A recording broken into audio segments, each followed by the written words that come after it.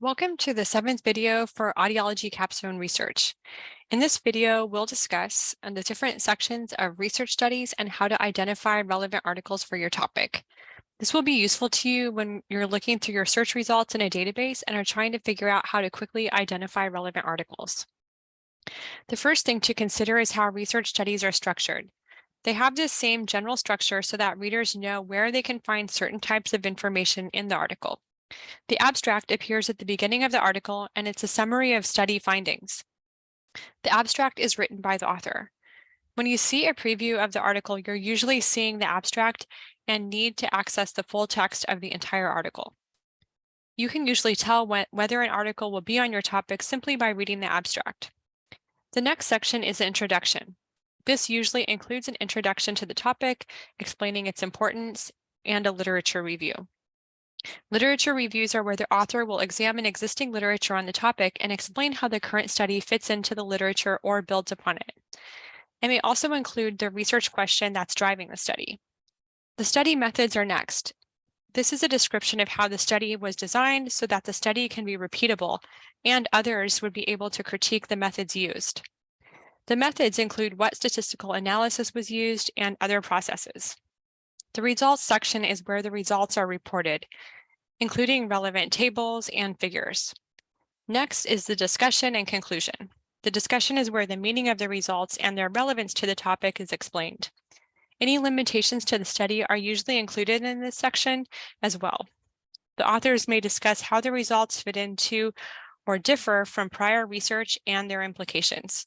And the last section is the references. This is a list of all articles and other sources cited in the paper. So if you're looking at an article and wondering whether it's a research study and what kind of a research study it is, your first step would be to check the abstract. The abstract would identify it as a research study. Also, you could look at the headings or sections of the study. If you see the sections described above, you'll know that it's some kind of study or research study. The abstract is also the first place to check to see whether the article is relevant to your topic. It's a summary, and so you would get a summary of your research question methods, usually including the population and results, discussion, and conclusions. However, if you're still missing some details about the population or how the study was performed, you would want to look at the methods section. There, you should be able to see in detail how closely it's related to your population. You might also check the limitations section to see if there are any relevant limitations that would affect how you would use the information in the study and how applicable it would be to your topic.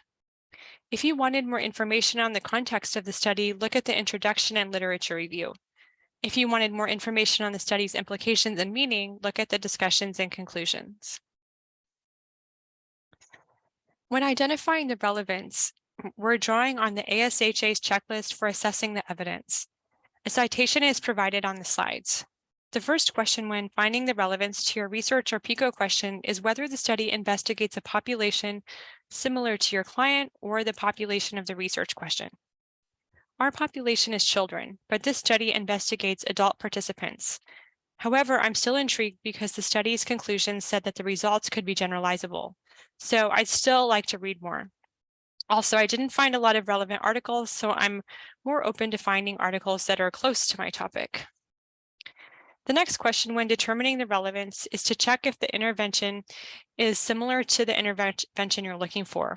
Or if you're looking for general information, it might be a study that could be used to advance your client's goals. That is to achieve the desired outcome. In our example, we're looking for a diagnostic tool for central auditory processing disorder, and we wanted to see studies that evaluate the effectiveness of the gap in noise test. This study does that, so this aspect of the study is quite relevant. The last question we would ask are whether the study's outcomes are related to our PICO or research question, and if it does not perfectly match our PICO question elements, can it provide clinically relevant insights to guide clinical decision-making? In this case, it reads, the good accuracy rates in identifying individuals with auditory lesions, along with the overall consistent performance of normal controls, showcase the gap in noise test as a powerful clinical tool that can be used to investigate temporal resolution dysfunction and be used reliably across languages and culture. Clinicians should be aware of the diagnostic value and utility of the gap in noise test provides. particularly when considering an audiological assessment battery for individuals with or at risk of neurological lesions. Once a CANS dysfunction is identified, specific intervention and targeting auditory processing might help these individuals' communication and improve their quality of life. It does not state that it might be used specifically with children, and it only includes studies that were related to adults. However, it does seem quite relevant otherwise. We might use this study to discuss the gap in noise test effectiveness in adults, but then look at more specific studies of its effectiveness in children, and if there are other tests in children that are more effective. Now, you would know that this article is relevant onto your topic, and you would want to note in your research log what relevant information it has and what it does not cover.